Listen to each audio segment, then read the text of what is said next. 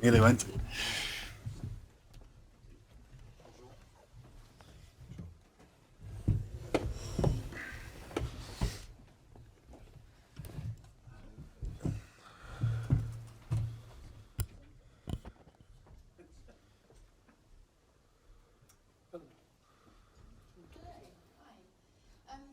Steve, I'm going to start by asking you about Owen, if that's okay. We know that you've scored for choice at 10, but please can you talk us through the decision for Owen to return? Yeah, I think we are all tremendously excited to see our captain on the grass on Saturday. He's been an incredible leader for this team, despite being unable to play in the first two games of the World Cup. Been a fantastic influence in harnessing all leadership across the whole squad. He's been a role model on the training field and off the training field, and I'm looking forward to seeing him lead this team out on Saturday. We've seen glimpses of Marcus Smith at 15, but how important is it for him to get his first start at fullback? Yeah, I think he's come on in three appearances off the bench for us at 15, and in each of those he's done really well. I think you see an exciting, talented player who finds space. And I think as you look at this, and as you talk about, when you're just talking about the first couple of players, you just talked about what incredible talent we have in this squad. And I think I'm pleased with the way this squad is building into this tournament. I'm pleased with how we progressed over the first couple of rounds, and looking forward to the game on Saturday. And final one from me, just for Owen, how have the last couple of weeks been for you, and how excited are you to get back out on the pitch on Saturday? Massively excited, yeah. Been looking forward to getting to the World Cup, and obviously it's toughish not playing, but it's been brilliant to see what the lads have been doing on the pitch, and I can't wait to be a part of that. Just following up, obviously with Marcus in the team now as well, with two flight halves, how do you see your relationship with him unfolding on Saturday? Well, hopefully really well. No, Marcus is obviously a fantastic player. Everybody knows what a talent he is. Hopefully we can link up. Hopefully we can find space together. Hopefully I can get each other involved in the game. There've been many different ways of doing that, and hopefully with him on the field, like Steve said, being able to spot space and go to it pretty quickly will help us all. Steve, with the changes, did you feel like it was important to do that now to give everybody their opportunity at this World Cup, and also put their hands up for selection further down the line? I think it's important to get the performance result we want against Chile on Saturday. I keep it very simple. Our job's to get the performance result on this Saturday against Chile. And that's it. Hi both, good to see you. Steve, could I just get an overall injury update, health check on the squad? The squad's in good health. Everybody's available. Still fantastic news for you then. What is the difference to an England team that has Marcus Smith at fullback compared to Freddie Stewart at fullback? Yeah, I think there's, in many ways, I'm going to talk about a lot of similarities that we have in the positions, in the sense of what we see is two players who are really committed to developing and taking this team forward. We see two players on the training field who every single day are trying to get better. And I see players that are working together. When I watch these guys train after sessions, before sessions, working together, helping each other, I think that's a sign of a really healthy squad. And the thing is, you look at the team this weekend, I think you see a team that is packed full of talent. It's got pace, and again, I think, and I've been saying this for several weeks now, I think this is a very good squad, this England squad. I think it's packed full of players who know how to play smart rugby, find a way to win games, and that's my expectation again on Saturday. You are the favourites for this fixture. What are you expecting from Chile? Yeah, I think in any game there's always the amount you concentrate on the opposition and then yourselves. And in terms of Chile, what we see is an incredibly committed team. I think we've got players with pace, and when they get the ball in possession and move it, they try and keep that ball alive. So they pose a danger in that sense. So it means we've got to defend very well and give them no space. from our point of view, we want to make sure that we continue to build our game. I think we've seen progression over this period of time. I'm pleased with the way the team is building into this tournament, and looking forward to this next step on Saturday. And just lastly from me, Owen, obviously it's been incredibly frustrating for you having to watch everything. What's it been like watching George becoming the top point scorer at this tournament? We've seen lots of pictures of you having chats with him after matches and in changing rooms. What's it been like to almost sit back and watch that? It's been brilliant. Obviously, the team's done unbelievably well over the last couple of weeks, and to get the 2 results that we have been fantastic. And George's been playing brilliantly. It's been brilliant to watch, and I'm excited to try and get involved. Hi, Will here. Welcome back. Hiya. Can you just explain to us how you've been trying to help lead the side? You've not been able to play on Saturdays and Sundays, but what's been your process during the week of supporting Courtney and George and Elliot? Anything I can, Will. I'm just been here to help so far. Obviously, train well first and foremost. That always helps. But just in any which way I can. I've been around long enough to have a decent feel, I hope, for what the team's at and what the team needs, maybe. So I've not been too quiet. I've been doing stuff as I saw fit, I guess. Backing myself a little bit, that I have a good enough feel for what the team needs. You would have preferred to have played, obviously, but do you think there are things that you might have seen and may not have done because you haven't been playing? You can come and help and say that I've seen this from the stands or the way that we've been training or something like that, and you can help bring them to the game. Maybe. I'm not entirely sure. Probably getting a different perspective on it. Yeah, I'd say you're probably right in that sense. But ultimately, I want to be out there on the grass more than anything. It's been good to be involved in the training over the past few weeks and obviously prepare the team in the best way we can that way. But I'm looking forward to be able to play. Will, if I may, can I jump in there in the sense of the question you asked? I've had the opportunity, effectively, to have worked with Owen previously, and then come back now a few years later at the next World Cup, where I see the way he trains, the way he prepares himself, the way he competes, and everything does exactly the same. Exactly the same. What I see is the skill and influence he has over others is incredible. I see the way he's harnessed the senior leaders within this group, the way he's helped the younger players within this group. They look up to him. Now he's a little bit older as well now. They look up to him. They look up to him, and he is a mentor, and he's a great voice in terms of myself as well in the coaching team and the input he gives to the programme. Just as the last one, see how the game goes, but there's a potential that you could have you, George and Marcus all on the field at the same time, 3 guys who play 10 a lot. Can you just explain what that might bring to the attack and what you want to get out of each other, maybe as 3 playmakers? Well, I can speak for the other 2 as the 2 very good players. So to have 2 very good players around you is always a pretty big plus for me.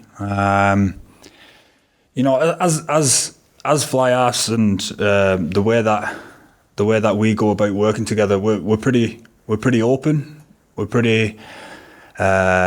constantly talking about the game. We're constantly trying to get on the same page about the way that we see the game and the way that the team and the way that's fed into the team. So I'd hope over the past, I don't even know how many weeks it is now that we've been together, we've developed a better relationship over the course of that. And I don't know, whatever happens on Saturday, hopefully you see that. You've had times when you and Marcus have played together, him at 10, you at 12. This time, with you at 10 and Ollie at 12 and Elliot as well, and then Marcus coming in that phase play as a sort of extra playmaker potentially. How do you see that? That kind of covers a lot of bases, doesn't it? And then I suppose gives you a lot of options, hopefully, in attacking shape. Yeah, definitely. Again, the 3 of the boys that you're talking about there are all tremendous talents. I think with Marcus and what you're talking about there at fullback, if you've seen how he's come on and impacted the game over the past 3 games that he's been involved there, he's come on and had an impact straight away. He wants the ball. He wants to make a difference. He wants to get the team on the front foot. And I see it being no different on Saturday. And without looking back, but obviously with the context of what's happened in the games you've missed, how much are you just looking forward to being out there and just getting cracking personally? Yeah, I'm excited to play for this team. The team's been doing unbelievably well. We're in a brilliant position as we stand here, and we want to kick on. I'm desperate to be a part of it.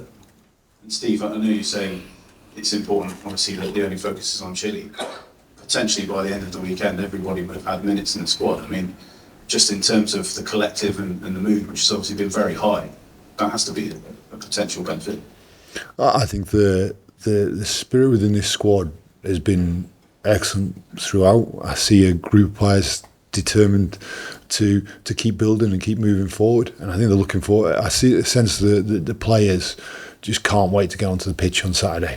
Training this morning, you're kind of holding them back, and that's a great position to be in. So the players now will visit the stadium tomorrow morning. This is a stadium we've not visited before, and so we will then get a sense of the environment, and then we can't wait for that kick-off on Saturday night, and then after that we'll then deal with what comes. But that's our focus: getting the result and the performance we want. And just on Billy, how did you see how he went in his minutes the other day? And it's a big opportunity for him now, I suppose, isn't it, in the context of a very competitive back row? He's a great influence in the squad. He's whether he's on the field or not on the field, he's a brilliant influence. A senior player who's played in the very big games, and I thought he did really well last week. I see him train, looks even sharper this week, and I know he's another one who's looking forward to getting in at the start of the game on Saturday. I mean, given that England's such strong favourites for this game, what would a good performance look like? That we deal with what's in front of us. That we want to take a step forward on what the lads have already done really well over the past couple of weeks. Played really smart winning rugby so far, and we want to kick on. As has been said, the lads who've got the opportunity to play in this game are excited to get out there and to try and do that, help England kick on. But we've got to deal with whatever's going on in front of us in the game. What's been your assessment of those opening two games, and how much improvement is there in this team? I think that, as I've just said, I think that we've played very good winning rugby. I think that the team's figured out ways to impose themselves on the game. The team's figured out when they're out there how to close off games as well, which is a big plus. And yeah, it's been from everything that I've seen, it's been good. In terms of improvement, you always want to improve. We're always going to be pushing to improve. There's always stuff that you can do better, and we're excited to get into that. So in terms of figuring stuff out on the spot, I mean, that's the step forward. England haven't always been the best at that in previous matches. We want to continue to get better at that. You're talking about the past. We're trying to deal with what's here now, and so far in the first two games we've figured out good ways to win the game and close the game out really well. I mean, you're all competitive animals, obviously. When you see George playing as well as he has done, what does that do to you and your approach and your sense that you perhaps really need to hit the ground running when you come in and take your chance? Oh, it's brilliant. George has obviously been playing fantastic. The team's been playing really well. It's exactly what you want as an England player. I can't speak highly enough of the way that he's been performing, and the lads as a group. So am I excited to get back and pull the shirt on and get to go out there at the weekend? Yeah, massively. And I'm looking forward to seeing what this group can do on Saturday. Does it tell you that you need to really raise your game though from the off, or is that just something you would do anyway? I mean, well, it can only be good for the team. It can only be good for the team with players playing well all across the park. You've mentioned George there. You've mentioned how competitive the back row is. We could go through a good few areas of that, I think, and that can only be good for us as a group, and it only makes you more excited to play. Hi, Owen. Glad to see you back. Thank you. Has this been the longest 4 or 5 weeks that you've known? Because you were fit. It's not as if you couldn't physically play. You just weren't allowed to. Has that been difficult for you? And did you have to ask anyone about dealing with that frustration? Well, I think coming here and being excited about getting started and getting playing and playing in the first warm-up game and then obviously not for a few now has been a bit challenging because you're unbelievably excited to come and play for England. You're unbelievably excited about getting started in a World Cup. But since we found out about the ban, my role was clear. My role had changed, and I was glad I was able to still train. It's not like being injured where you sat on the sideline and can't do too much and you train on your own. I'm still part of the group, which was good. But yeah, ultimately you want to be out there at the weekend. But as I said, I'm excited to get out there on Saturday now. You've been in World Cups before. You've been had mixed fortunes in them as tournaments. But what does playing in a World Cup on the biggest stage, even if it's not against the nominally biggest of opponents, mean to you as an individual? No, I mean, I've said excited a lot of times now, but the World Cup's the biggest tournament you can play in. The World Cup, you can see, we've all been here for 3 or so weeks now, and you can see the size of the tournament. You can see the atmosphere that's building around the place. You can see in the games the crowds that are coming over. Everything to do with that is bigger. It's bigger, and personally, I can't wait to get going in it. Yeah. Steve, just one quick one. As you look out, you can see the weather's different to where you've been in Nice and Marseille. Told it's going to be dry on Saturday, but it's going to be 14, 15 degrees. It's going to be no humidity. Do you expect to see those mistakes that the players owned up to particularly on the other night, eliminated from their game, that they'll be handling the ball better as they can in contact? I expect the team to play smart and adaptable and find a way to get the performance and result we want. That's what I said, and that's the guess way we go into every single game. I said I'm pleased with the way this team is progressing into the tournament. I'm pleased with what we've done in our first 2 games, and now we're on to our 3rd game. And you sense that the team are ready to step up and show another aspect to their game, which is not just to win, but be maybe more confident in themselves and what they're doing. I think the team is building, and I think that Owen has outlined that we're always trying to find improvement in our team. And I see a group of players that are tight together. I see a group of players that are raring to go for Saturday night. Steve, hello. You were in France in 2007. You played the World Cup. You didn't play a lot of games. Do you remember how did you live this difficult situation? And is this your own experience help you today when you talk to the player who are in the stands during a game? I think the experiences I've had throughout my career are always helpful. Some of them are real positive, enjoyable experiences. Some of them are otherwise, but they're all always helpful to me to understand and to be able to relate to what the players are feeling and seeing and hearing. I've been in just about every role, from not getting picked to getting picked, to being the captain, to getting dropped. I've experienced a lot. Now, the one thing I'll talk about, the experience you mentioned, 2007, and I've shared this experience with the players. In 2007, the feeling was that the England fans came across the channel and just seemed to just take over. They were incredible for the team in 2007, and in the first 2 games, and they've been incredible for the team. And in the way they filled the void that when Tom Curry left the field in that first game, they were amazing. Similarly last week, and I'm expecting this Saturday to be even more English fans in the crowd, and we're looking forward to playing in front of them again. Owen, can I ask what you're like watching a game from the stands? Are you the type of person who sort of detaches yourself, or do you sort of kick every ball, play every pass? No, I don't detach myself. No, I'm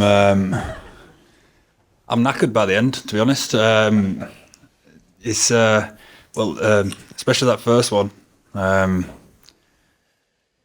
No, I wouldn't describe myself as a good watcher. I feel involved. I feel like I'm out there at times. I feel every emotion that goes with it at times. I think sometimes I reckon a bit more so than if I was playing. I wouldn't describe myself as the best in the stands now. I think I saw a video where Catherine, after the game, sort of was speaking to you and said she could hear you from her seat. I don't know how far away you were, but I presume you were quite loud. Me? Yeah. I don't know if she was talking about me personally. Okay. Maybe. I don't know. No, I wouldn't say I'm unbelievably loud. It's just more, the emotion of the game. I feel like I go through it all at times. Yeah. Do you understand then when fans sometimes get frustrated when there are drop passes and things, and there's obviously context with sendings off and slippery conditions, and you probably see both sides of that? I get the passion that the crowd is bringing. I get the will to want us to do well, and obviously all the emotions like I just talked about that go with that. And I think that as we've already said, I think the team has done unbelievably well to find ways to win test matches, to find ways to close out games, to find ways to dominate at times in periods. I